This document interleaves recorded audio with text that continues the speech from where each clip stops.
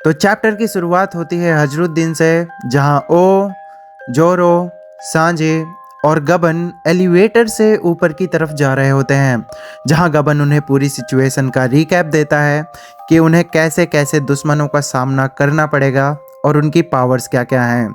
जब वो लोग सनवर्ल्ड में पहुंचते हैं तो वहां काशी उन्हें अधमरी हालत में पड़ा मिलता है, जो कि उन्हें वहां पर चल रहे केओस के बारे में बताता है, जिसे सुनकर स्ट्रॉ हैट पायरेट्स और न्यू जायंट वॉरियर्स अलग अलग गुटों में जाकर लोगों की मदद करने का डिसीजन लेते हैं। जहां हजरुद्दीन एंड जोरो जारुल की तरफ उसकी मदद करने के लिए जाते हैं, वहीं सांजी नामी को रेस्क्यू और लाइब्रेरी की तरफ उसकी आग बुझाने के लिए जाता है। फिर हमें पूरी सिचुएशन का एक मैप देखने को मिलता है, जहां नामी, रॉबिन एंड जिनबे को ऑल लाइब्रेरी के पास गंको के तीरों द्वारा बंधा हुआ दिखाया जाता है, जहां रॉबिन सिसकते हुए बोल रही होती है कि उन्होंने लाइब्रेरी जला दी। वहीं नामी बच्चों को छुड़ाने के लिए पागल हो रही होती है। इधर जिनबे को चॉपर और ऊसप की चिंता हो रही होती है। दूसरी तरफ डोमी रिवर्स जायंट जारुल को मारने के लिए आगे बढ़ रहे होते हैं और रिपली एंड ओइमो बच्चों को बचाने के लिए दूसरी तरफ जाते हैं, जहां हमें देखने को मिलता है कि बच्चे ऑलमोस्ट पोर्ट तक पहुंच चुके हैं। उधर वेस्टर्न विलेज में जायंट्स जारुल को वहां से जान बचाकर भागने के लिए बोल रहे होते हैं, मगर जारुल ऐसा करने से मना कर देता है। फिर वह डेंडेन मोसी का यूज करके पूरे इल्बाब से कनेक्ट करता है और फिर वह सबको आज से 14 साल पहले क्या हुआ था बता देता है। फाइनली सबको पता चल चुका था कि लोकी इनोसेंट है। फिर जारुल आगे बताता है कि उन दरिंदों के बारे में जिन्होंने इल्बाब को 14 साल पहले बर्बाद करना चाहा था, जिस बात को ईमू, गनको, डोमी रिवर्स जायंट और सॉमर्स सुन रहे होते हैं। फिर जारुल आगे बोलता है कि वो दरिंदे अब दोबारा लौट आए हैं, जिसे सुनते सुनते सॉमर्स बोल रहा होता है कि अगर मैं सो भी जाऊं तो ये मिशन तब भी कंप्लीट होके रहेगा।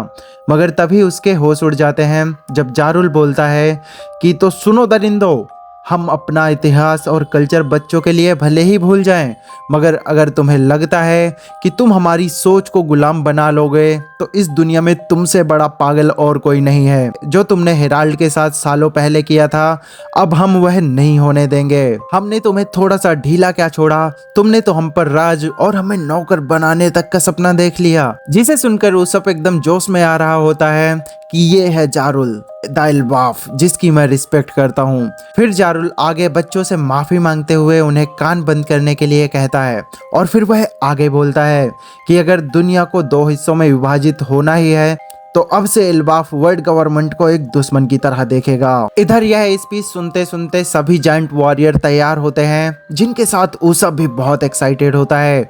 फिर जारुल आगे बोलता है, हम दुश्मनों के सामने अपने घुटने नहीं टेकेंगे मेरे प्यारे योद्धाओं।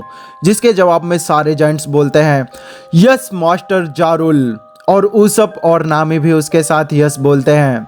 फिर जारुल एक आखिरी बार बोलता है, तो फिर चलो योद्धाओं, हमें उस शांति को बनाए रखना होगा जिसका हेराल्ड ने कभी सपना देखा था। तभी वहां पर डोरी, ब्रॉगी और रिवर्स डोमी जायंट भी वहां पर आ जाते हैं, जिनके सामने जारुल और जायंट्स उनसे लड़ने के लिए तैयार खड़े होते हैं और उनके पीछे हजरुद्दीन और जोरो।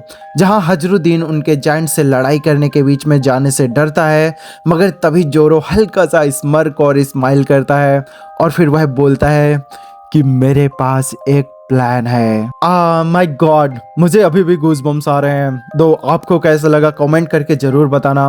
वीडियो पसंद आई हो तो इसे एक लाइक करना, चैनल को सब्सक्राइब करके बेल आइकन प्रेस कर देना। See ya in the next video, bye bye.